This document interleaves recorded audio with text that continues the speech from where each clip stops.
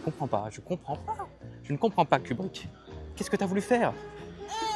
Je viens d'aller voir Lolita de Stanley Kubrick en 35 mm au Pathé Palace. C'était trop bien de pouvoir voir un film en projection pellicule. C'était vraiment pour ça que j'y suis allé. Et aussi parce que j'avais pas vu Lolita de Stanley Kubrick, tout simplement. Alors le film, c'est l'adaptation d'un bouquin qui s'appelle aussi Lolita, qui est un chef-d'œuvre de la littérature, de ce qu'on m'en a dit, parce que je ne l'ai pas lu, mais j'ai beaucoup de gens que je connais qui l'ont lu et qui ont adoré, qui me l'ont beaucoup conseillé, qui est un bouquin sur un vieux dégueulasse, non mais sur un mec de 40, 50 ans qui veut pécho une fille qui a 12 ans, quoi.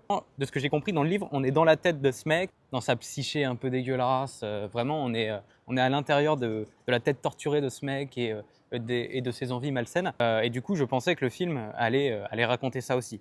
Mais je savais que c'était un Kubrick qui n'était pas beaucoup apprécié, enfin, en tout cas pas autant que les autres, donc je ne m'attendais pas non plus à grand-chose. Mais j'ai quand même été déçu, parce que quand tu racontes l'histoire d'un vieux mec qui pécho une gamine de 12 ans, tu as la responsabilité de rendre ça malsain, pour coller au propos. Il ne rend pas ça du tout malsain. Donc là, tu te dis, il n'a rien compris au cœur du truc, quoi. Déjà, c'est un problème. Ensuite, il censure, bon ça c'est la censure de l'époque, mais tout est censuré.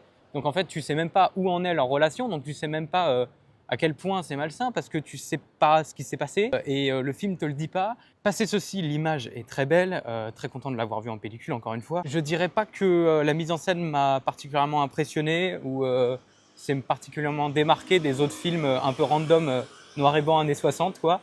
C'est un peu le problème là, j'ai pas reconnu Kubrick non plus, ça aurait pu être quelqu'un d'autre, ça m'aurait pas étonné. Et vraiment, je me demande ce qu'il a voulu faire. En soi, le film est pas du tout mauvais, il est genre plutôt cool, mais tout ce qui pourrait le rendre vraiment intéressant est raté. Vraiment, le gros point positif, ce sont les acteurs qui sont vraiment super. J'ai oublié leur nom, mais la gamine, elle est géniale. L'acteur principal aussi très charismatique et très incroyable. Mais non, je comprends pas, je ne comprends pas Kubrick.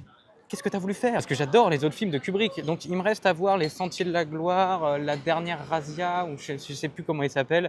Il m'en reste 2-3 à voir, sinon j'aurais vu tous les Kubrick. Mais en tout cas, de ce que j'ai vu, c'est le moins bon. Voilà, c'était mon petit vlog de la journée, petite projection pellicule. Dans 2 semaines, on ira voir 2001, l'Odyssée de l'espace en 70 mm, film que j'ai déjà vu pour le coup. Mais voilà, des bisous, ciao, abonnez-vous.